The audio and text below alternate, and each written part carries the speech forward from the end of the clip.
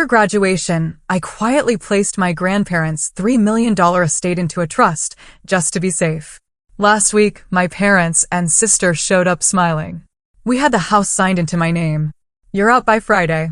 I just grinned and said, "You really think I'd let that slide?" 2 days later, they came back with movers, only to freeze when they saw who was waiting on the porch with the folder in hand. You know, sometimes life throws you curveballs you never see coming, and for me, Olivia, at 27, it was the gut-wrenching realization that my own flesh and blood would try to strip me of everything my grandparents built. They strutted in here, all smiles, thinking they had me cornered, gloating about signing the house into my dad's name and telling me I had until Friday to get out.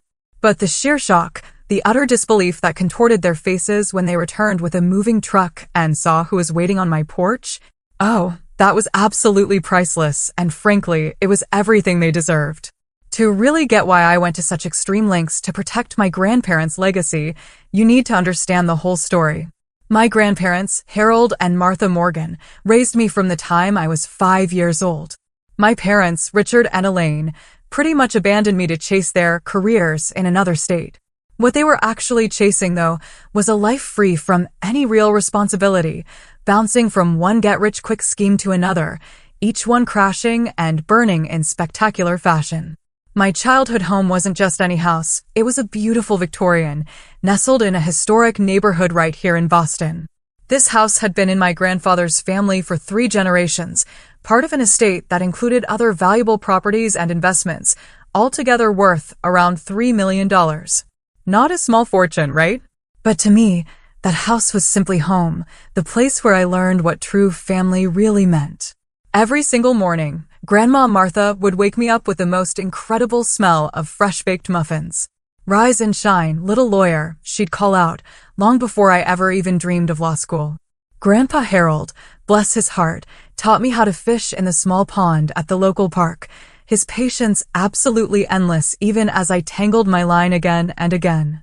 In the evenings, we'd sit in the library, each lost in our own books, occasionally sharing a passage that caught our eye.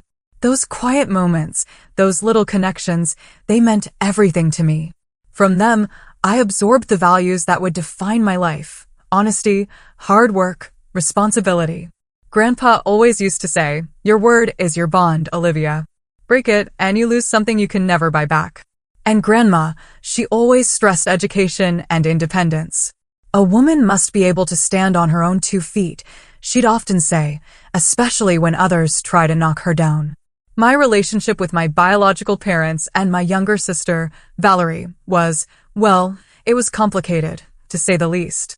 They'd show up maybe twice a year, usually around Christmas when gifts were expected, or out of the blue whenever they needed money. Every visit was the same: exaggerated affection, then casual questions about Grandpa's investments, and finally, a teary-eyed story about some unexpected expense, always ending with a request for a loan that, of course, was never repaid. Dad had filed for bankruptcy twice before I was even 10. Mom had dipped her toes into several questionable business ventures, selling everything from Miracle Diet pills to timeshares. They lived way beyond their means, constantly chasing the next big opportunity that would finally make them rich. Valerie, 7 years younger than me, grew up watching and learning from them. By her teens, she'd pretty much mastered their techniques of manipulation and entitlement.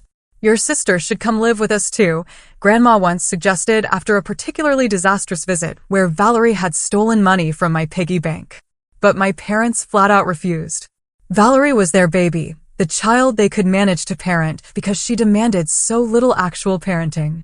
As my grandparents got older, the family dynamic grew incredibly tense. Dad started calling more often, asking pointed questions about their health, their will, their financial advisors. Mom would send links to retirement communities, subtly suggesting the house was too much for them to manage. Each visit became a source of pure stress, filled with hushed conversations that abruptly stopped whenever I entered a room. Through my school years, I thrived academically, buoyed by my grandparents' unwavering support. While other kids got new phones or trendy clothes, my grandparents invested in books, museum memberships, and educational trips. When I was 16, I started working part-time at the local library to help with expenses. My grandparents insisted it wasn't necessary, but I could see how prescription costs and property taxes were straining their fixed income. My decision to study law wasn't just a career choice. It was deeply influenced by an incident in our neighborhood when I was a senior in high school. An elderly couple, the Wilsons, lost their entire life savings to their son, who had convinced them to sign over power of attorney and then emptied their accounts. The helplessness, the profound betrayal they experienced, it haunted me. I knew right then that I had to understand how to prevent such injustices, especially for vulnerable seniors. College and then law school were tough, especially as my grandparents' health began to decline. Grandpa developed heart problems, requiring multiple surgeries. Grandma was diagnosed with early-stage dementia. I chose a local university so I could live at home and help care for them, turning down scholarships to more prestigious schools farther away. During my final year of law school, I was taking classes all day, studying all night, and squeezing in medical appointments and home care in between. It was utterly exhausting, but they had sacrificed so much for me. It was simply what family does. The day I graduated from law school was truly bittersweet. Standing there in my cap and gown, scanning the audience, I spotted Grandpa in his wheelchair, an oxygen tank beside him, with Grandma sitting next to him, occasionally looking confused, but smiling so broadly whenever our eyes met. They had insisted on attending despite their health concerns. Wild horses couldn't keep us away. Grandpa had declared that morning as I helped him with his tie. My parents and Valerie? They were noticeably absent, despite receiving invitations months in advance. Mom had texted that morning with some vague excuse about car trouble. I'd stopped expecting their presence at important moments in my life a long time ago, but their absence still stung, a dull ache in my chest. After the ceremony, we celebrated at Grandpa's favorite Italian restaurant. He raised a shaky toast with his water glass to our Olivia, who makes us prouder every day. The finest granddaughter and now the finest lawyer in Massachusetts. Grandma nodded enthusiastically, adding, smart as a whip. Just like her grandfather. Their pride in my accomplishment filled me with both joy and a fierce determination to be worthy of their faith in me. During that final semester, I had taken an elective course on elder law and estate planning. What started as a practical choice, given my grandparents' situation, quickly blossomed into a passionate interest. Professor Sarah Winters, a former prosecutor specializing in elder abuse cases, opened my eyes to the terrifying prevalence of financial exploitation of seniors, often by their own family members. The greatest threat to elderly individuals' financial security rarely comes from strangers, Professor Winters told our class. 70% of elder financial abuse is perpetrated by family members or trusted caregivers. The sense of betrayal is often more devastating than the financial loss. Her words resonated deeply, chilling me to the bone. I immediately began researching protective measures, particularly irrevocable trusts, which could shield assets from predatory family members while ensuring the elderly person retained control during their lifetime. And with increasing alarm, I started noticing the unsettling parallels between the case studies we discussed and my own family situation. 2 weeks after graduation, I made a secret appointment with Nancy Hoffman, an elder law specialist Professor Winters had recommended. I brought copies of my grandparents' financial documents, which I had access to because I'd been helping manage their bills. Nancy reviewed everything carefully, her expression growing more and more concerned. "Your instincts are correct," she told me finally. "Given the pattern of behavior you've described and these recent inquiries from your father about property values, there is serious cause for concern. An irrevocable trust would offer significant protection, but your grandparents would need to establish it voluntarily. Have you discussed this with them?" I hadn't, fearing they would dismiss my concerns out of loyalty to their son. That evening, I gathered all my courage and gently broached the subject after dinner. Grandpa initially reacted exactly as I'd feared. "Richard has many flaws, but he would never try to take our home," he insisted, his voice gruff with emotion. "He is still my son, Olivia." Grandma was quiet, twisting her wedding ring as she often did when anxious. "What makes you think such a thing, dear?" she finally asked. Reluctantly, I shared everything I had observed, the increasing frequency of visits whenever their health took a downturn, the constant questions about their investments, the not-so-subtle hints about the house being too much work.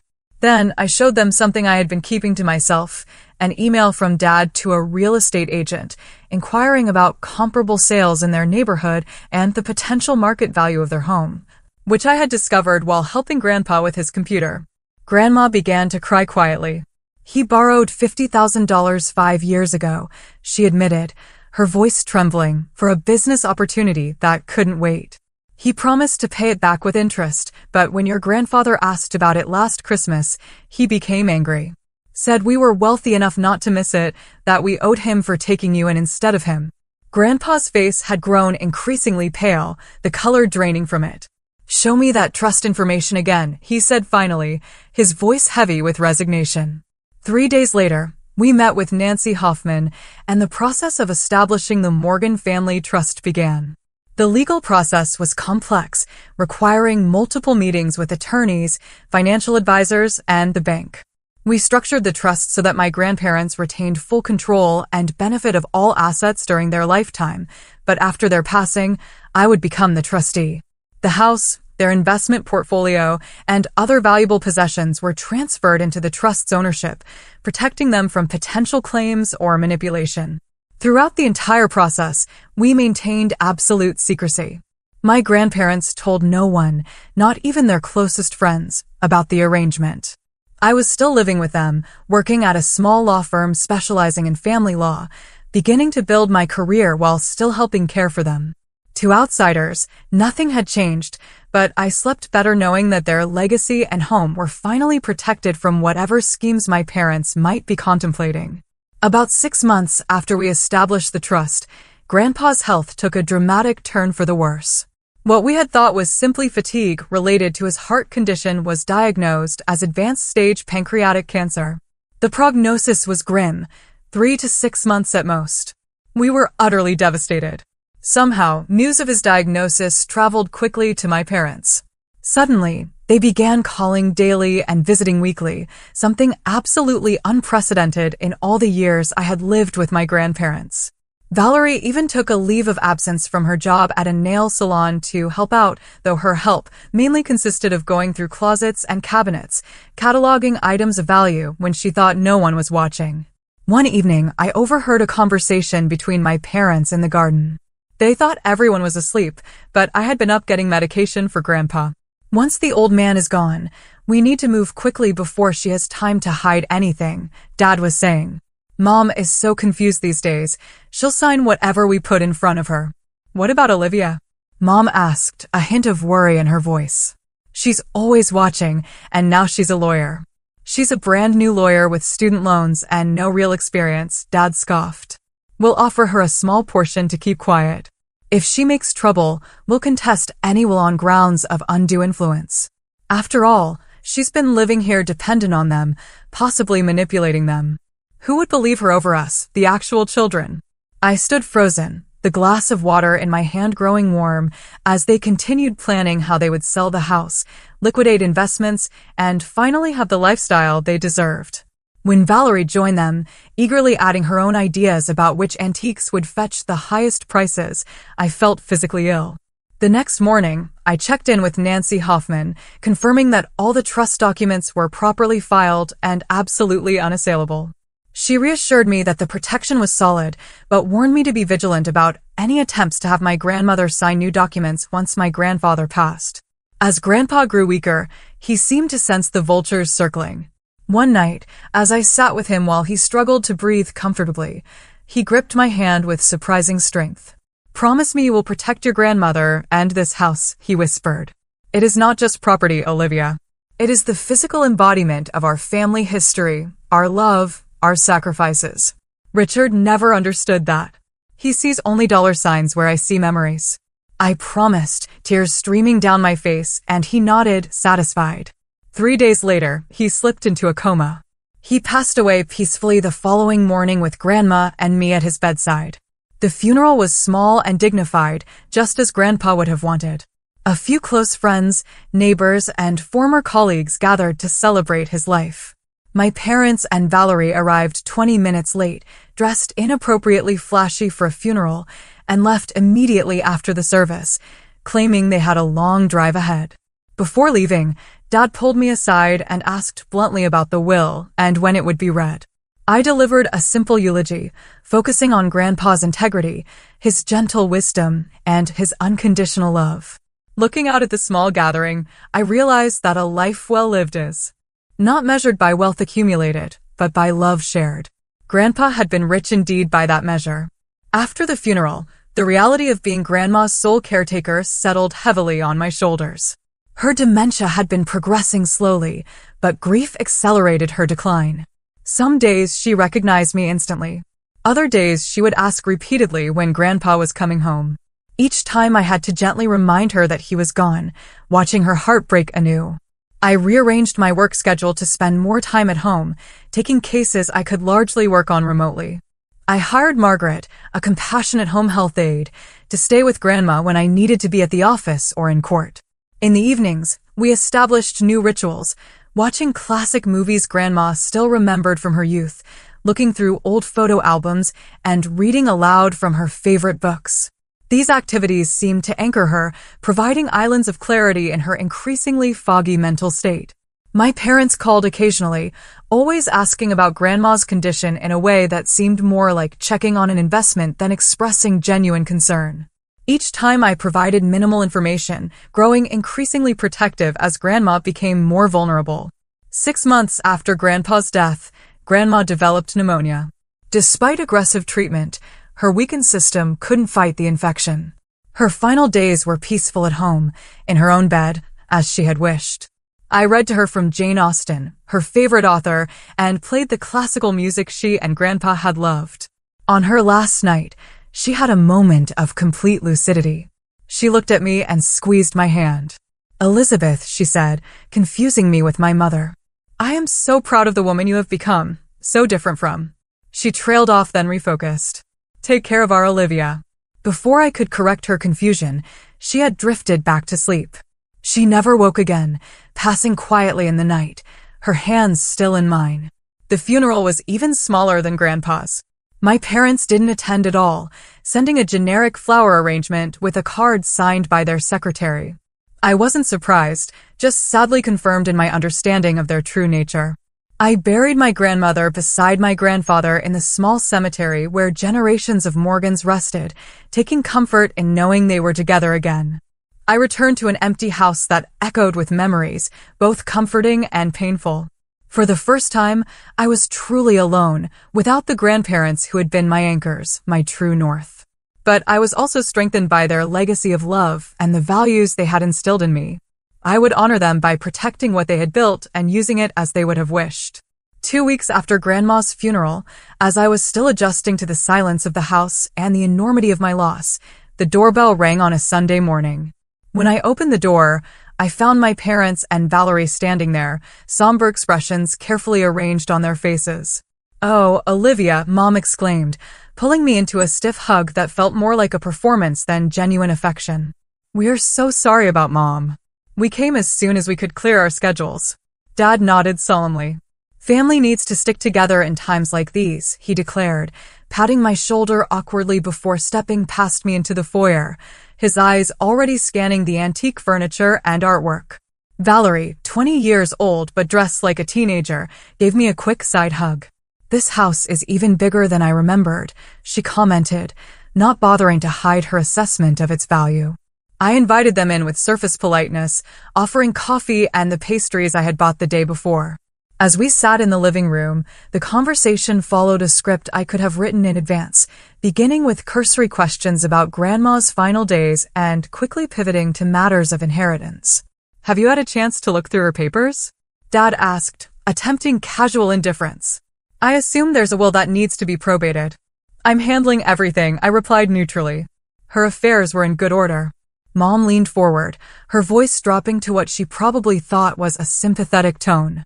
"You must be so lonely in this big house all by yourself. It's a lot for one person to maintain." "Actually, I'm managing fine," I said. "I love this house." "Well, of course you do, sweetie," Mom said with a patronizing smile. "But realistically, a young woman like you should be in a modern apartment downtown, close to other young professionals. Your father and I have been thinking we could help you sell this place and find something more suitable." Dad nodded enthusiastically. "Property values in this neighborhood are at an all-time high.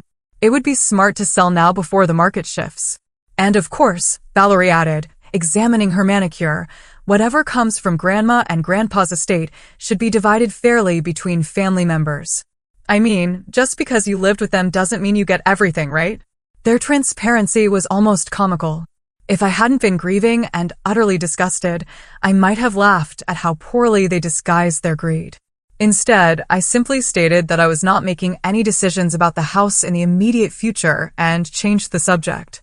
They stayed for 3 days, during which I caught my mother going through Grandma's jewelry box when she thought I was on a work call. My father was measuring rooms and taking photos, supposedly for memories. And Valerie was constantly trying to pry information from Margaret about bank accounts and safety deposit boxes. On the second evening, I stepped onto the back porch for some air and overheard my father on his phone, speaking with someone about real estate values. The house shows at least $3.2 million in this market, he was saying, maybe more with some updates. We just need to move quickly once we have control. Later that night, I found a browser window left open on Valerie's laptop showing search results for challenging a trust and contesting inheritance. When I checked the browsing history, I discovered searches for local estate attorneys and how to prove undue influence. The next morning, I confronted them gently over breakfast. I noticed you all seem very interested in the house and Grandma's assets, I said calmly. Is there something specific you're hoping to find? Dad flushed red, but quickly recovered. Just trying to help you sort things out, honey. You have enough on your plate with your new career and all this grief. Mom nodded vigorously. We're just concerned about you, darling. Such responsibility for someone so young. And we want to make sure everything is fair, Valerie added pointedly. Grandma and Grandpa might have been confused in their later years. I simply nodded and said I appreciated their concern, but had everything under control. They left later that day with promises to return soon to help further. The moment their car pulled away, I called Nancy Hoffman and updated her on the situation. She advised me to be vigilant but assured me the trust was secure. For several weeks, I heard nothing from them. I began to hope they had accepted the situation and moved on. I was deep in a new case at work and finally beginning to establish a routine that didn't revolve around caregiving when they reappeared without warning. All three walked up the front path as I was leaving for work, their expressions triumphant. Dad was carrying a folder of documents. Good morning, Olivia, he said, his voice dripping with false sympathy. We hate to do this, but we need to talk about your living situation. Mom stepped forward, her smile tight. We found some papers in our safe deposit box. An older will that your grandparents signed years ago, leaving everything to your father as their only child. We've had it verified by an attorney. Valerie added gleefully. We also have papers showing the house has been signed over to Dad. The trust you think protects everything? Apparently not valid when there's a prior will. Dad extended the folder toward me. We're not unreasonable. We'll give you until Friday to pack your things. We've already lined up a buyer for the house. I looked at their smug faces, at the folder of what I was certain were fraudulent documents, and felt a strange calm settle over me. You really think I would let that happen? I asked quietly. Their confidence faltered momentarily, but Dad recovered quickly. This is happening whether you like it or not. Friday, Olivia. Be out by noon. As they turned to leave, I called after them. Before you do anything irrevocable, you might want to consult a better lawyer. One who knows the difference between a genuine will and a fabrication. Dad's face darkened. Don't threaten me, young lady. You're not the only one who knows about the law. With that parting shot, they left, utterly confident in their victory. The moment my family left with their threats and fraudulent documents, I sprang into action. My legal training kicked in, along with the fierce protective instincts my grandparents had nurtured in me. This was no longer just about an inheritance. It was about honoring my promise to protect my grandparents' legacy and finally standing up to years of manipulation and entitlement. First, I called Jake Thompson, the best litigator at my firm and a specialist in fraud cases. Can you come over tonight? I asked. My family is trying to steal my grandparents' estate with forged documents. They're giving me until Friday to vacate. Jake arrived within the hour, along with his paralegal. I laid out everything. The trust documents, my grandparents' medical records proving they were competent when signing, the journal I had kept meticulously documenting my parents' suspicious behavior, and my recollection of the fraudulent claims they had just made. If what they showed you is what I think it is, they are committing several felonies, Jake said, his expression grim.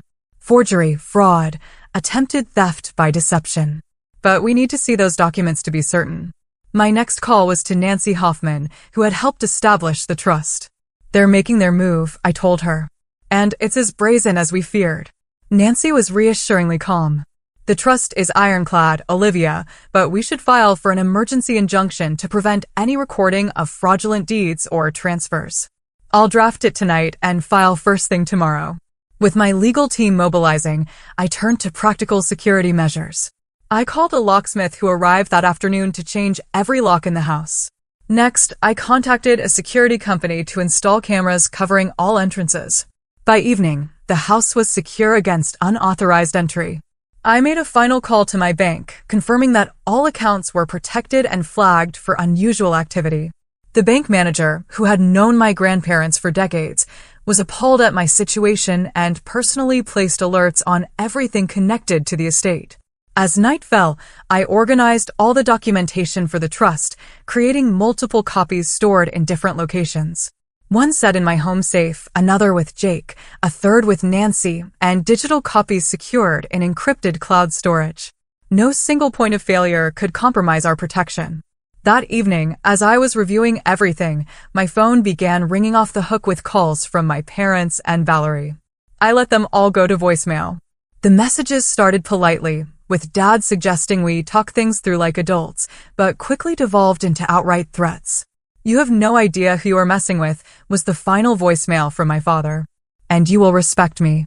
That house and money are rightfully mine, and I will have them one way or another." The next morning, I met with a larger legal team assembled by Jake and Nancy. Sofia Rodriguez, a specialist in estate litigation, reviewed our documents and strategy. "Their claim about a prior will taking precedence over the trust is completely without merit," she confirmed. "Once assets are transferred into an irrevocable trust, they are no longer part of the estate to be distributed by will. Any competent lawyer would know this, which suggests they either have a very bad attorney or, more likely, no legitimate attorney at all." We developed a multi-pronged approach.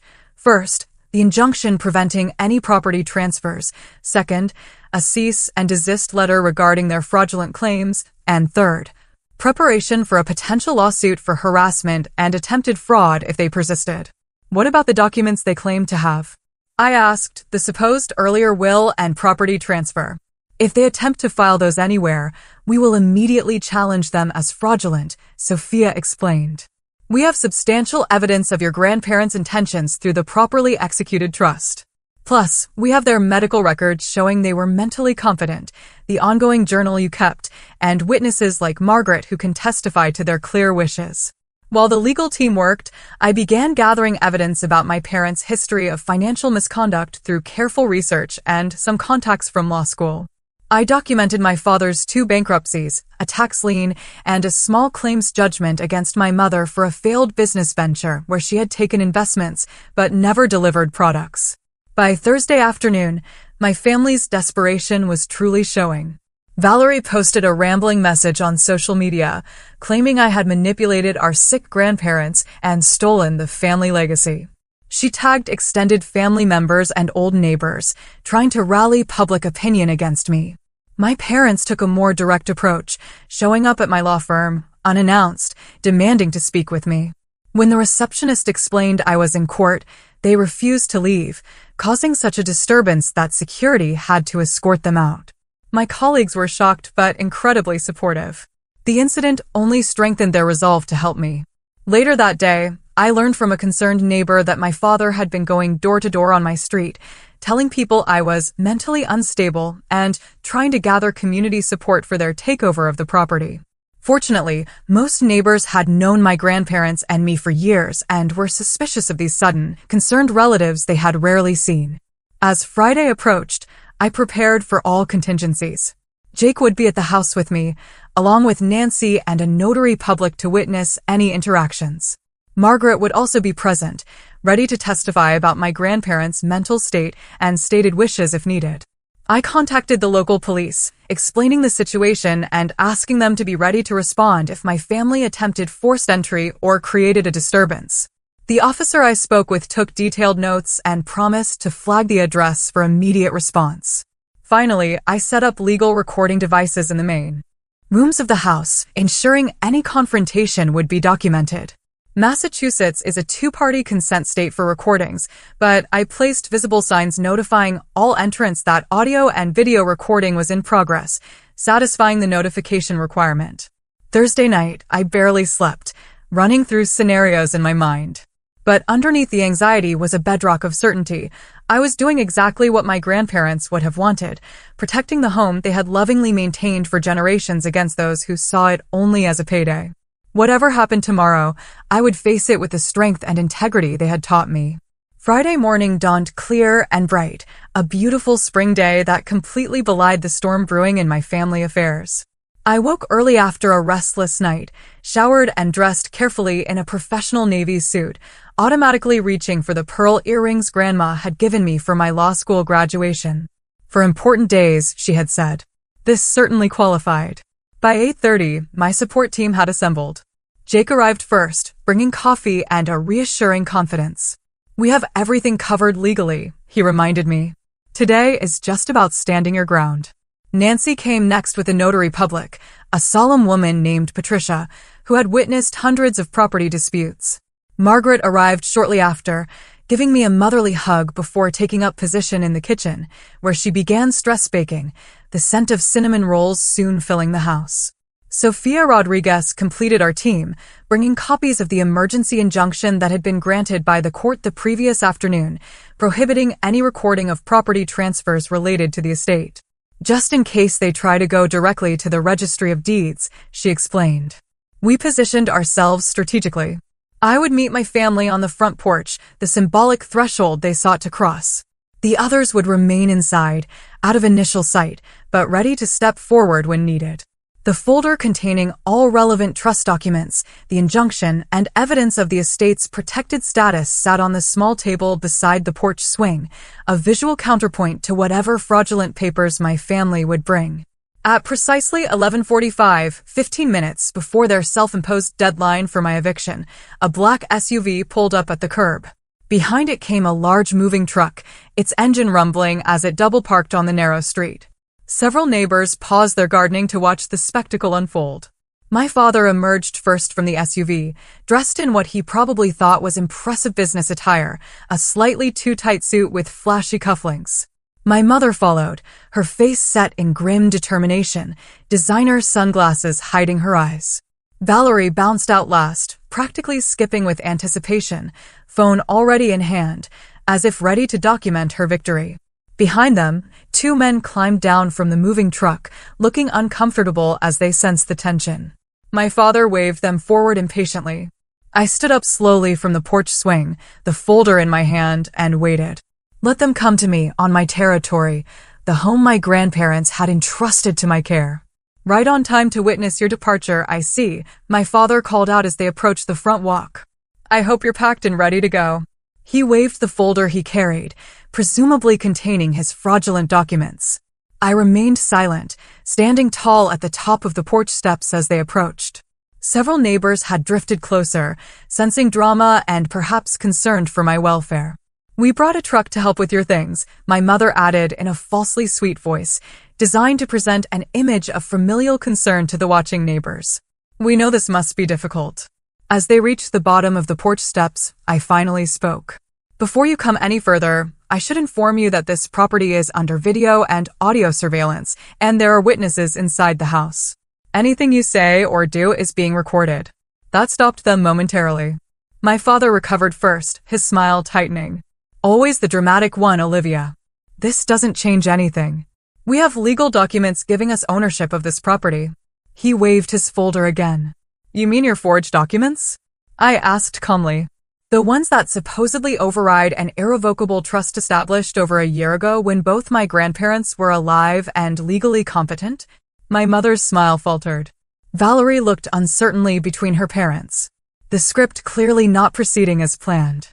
My father's face darkened as he climbed the first 2 steps. Now you listen here. This house belongs to me. My parents wanted me to have it. Whatever you tricked them into signing when they were sick doesn't change that. At that moment, The front door opened behind me, and Jake stepped out, followed by Nancy, Sophia, Patricia the notary, and Margaret. The sight of 5 adults, clearly professional and prepared, brought my father up short. "Mr. Morgan," Jake said pleasantly, "I am Jake Thompson, attorney for the Morgan Family Trust. I believe you were just about to accuse your daughter of fraud and undue influence. Please continue. We are recording for the court." My father's mouth opened and closed without sound. My mother grabbed his arm, whispering urgently. The moving truck men shuffled awkwardly, one checking his watch. "Perhaps you should tell the movers they will not be needed today," I suggested quietly. "Or any day." Finding his voice at last, my father blustered. "This is ridiculous. I have a legal right to this property. I have documentation right here."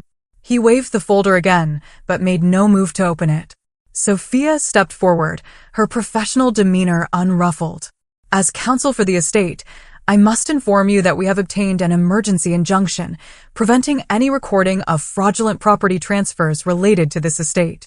She held out a copy of the court order. "Additionally, I should warn you that presenting forged documents is a felony in Massachusetts, punishable by up to 5 years in prison." The color drained from my father's face. My mother stepped forward, trying a different approach. "Olivia, honey, there has clearly been a misunderstanding. We only want what is best for the family. Perhaps we can discuss this privately, without all these people." "There is nothing to discuss," I said firmly. "Grandma and Grandpa established the Morgan Family Trust to protect their assets and legacy.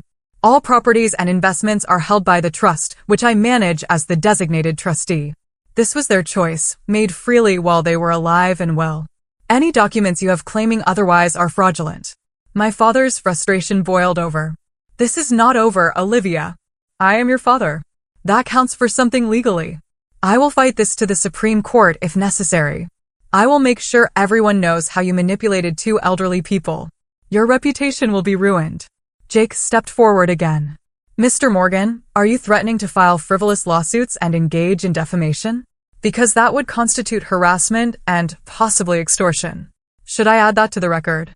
The moving truck driver approached cautiously. "Sir, we're on the clock here. Are we moving anything or not?" My father ignored him, his face contorted with rage. "You ungrateful little. After everything we have done for you." I couldn't help the short, incredulous laugh that escaped me. "Everything you have done for me? You abandoned me when I was 5 years old. Grandma and Grandpa raised me, loved me, taught me everything important about life and family. You showed up only when you needed money or thought there was something to gain." The naked truth hung in the air between us. Even Valerie looked uncomfortable now, her phone lowered, no longer recording the humiliating scene. "I have something else you should hear," I said, pulling out my phone. I played the recording I had made of their conversation in the garden during Grandpa's final days, their voices clear as they plotted to take advantage of Grandma's confusion and cut me out entirely. My mother gasped. My father's face turned an alarming shade of purple. "That is illegal," he sputtered. "You cannot record people without their knowledge." "Actually," Nancy interjected, "Massachusetts law permits recording if the person recording is a party to the conversation or has consent from a party. Olivia was present and consented to her own recording. Perfectly legal." By now, several police officers had arrived, responding to calls from concerned neighbors about the escalating confrontation. As they approached, my father seemed to finally grasp the futility of his position. "This is not over," he hissed, backing down the steps. "Family should not treat family this way." "On that, we agree completely," I replied softly. The officers asked if there was a problem. I explained briefly that my family had made incorrect assumptions about property ownership and that everything was under control. My legal team provided additional context, showing the officers the trust documents and injunction. Defeated, but still defiant, my parents and sister returned to their SUV. The moving truck pulled away, its mission unfulfilled. As they drove off, I felt no triumph. Only a profound sadness for what family should have been, but never was in my case. Margaret squeezed my shoulder. "Your grandparents would be so proud," she said softly. "So very proud."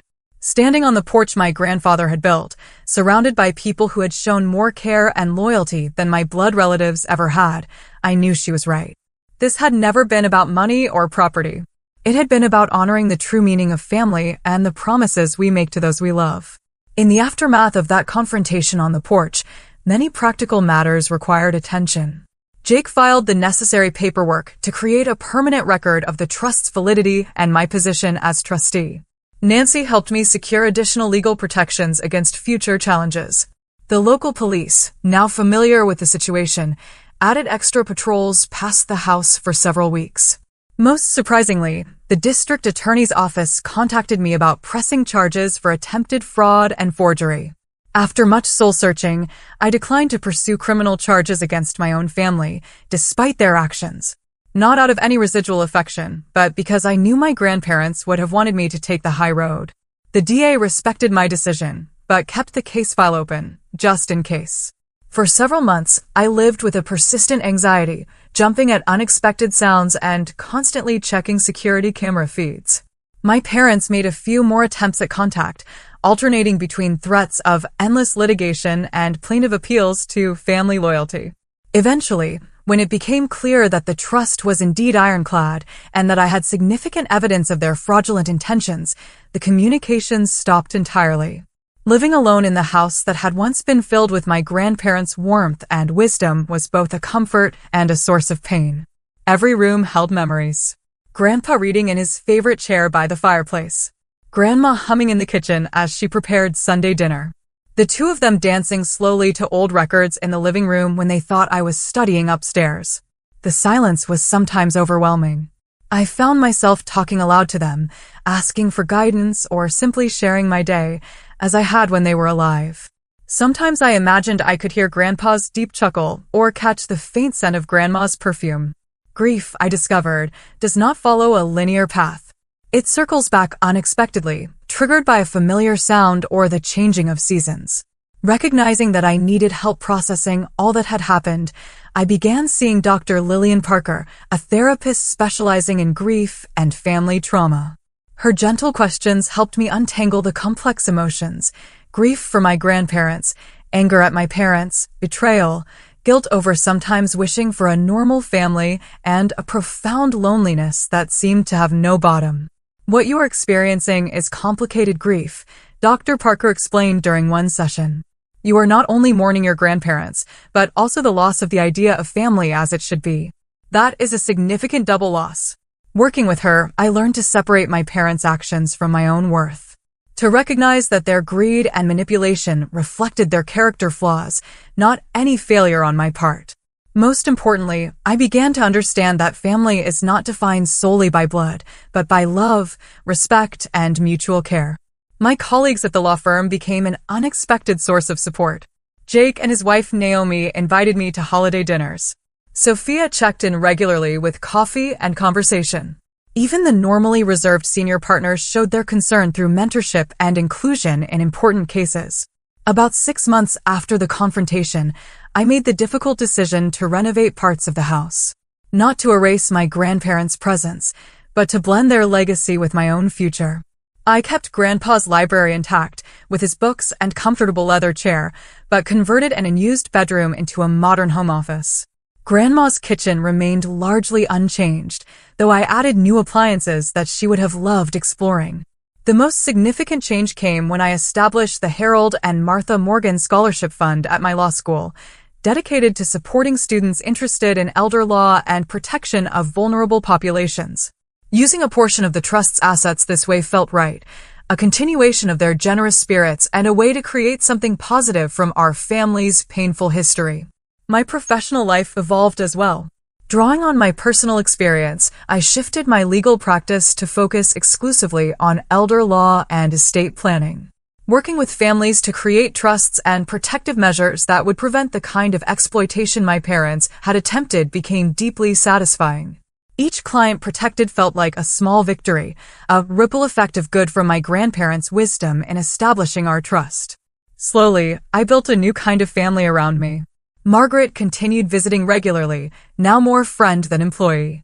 My neighbors, who had witnessed the drama unfold on my porch, became closer, inviting me to block parties and community events. I joined a book club that met monthly, finding connection through shared stories, just as I had with my grandparents. 2 years after that confrontation on the porch, I received a small envelope in the mail with no return address.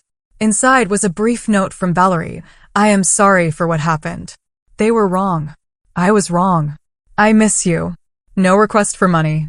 No mention of the house or estate. Just a simple acknowledgement and what seemed like genuine regret. After much consideration, I responded with an equally brief note.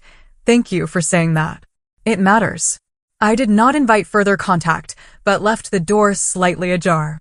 Whether anything would come of it remained to be seen, but the exchange felt like a small step toward healing, if not reconciliation. As for my parents, I have had no contact since that day. Sometimes I see their names in my email spam folder or notice a missed call from an unknown number that might be theirs. I have made peace with the likelihood that we will never have a healthy relationship. That acceptance, painful though it was to reach, has been liberating. The most profound lesson from this journey has been understanding that family is not an automatic guarantee of love or loyalty. True family, whether related by blood or bound by choice, must be built on respect, honesty, and genuine care. My grandparents showed me what real family means. And in their absence, I have found new ways to honor that legacy by creating my own chosen family of friends and mentors. I still sit on the porch swing some evenings, especially in spring when the garden grandma loved bursts into bloom. The house no longer feels empty, but filled with both memories and new possibilities. The trust my grandparents established protected more than just property. It preserved a foundation from which I could rebuild and grow after loss. For anyone facing similar challenges with family and inheritance, my advice is simple: document everything. Trust your instincts. And remember that protecting yourself against exploitation honors those who truly loved you. Standing firm against those who would take advantage of the vulnerable is not selfish. It is an act of courage and integrity.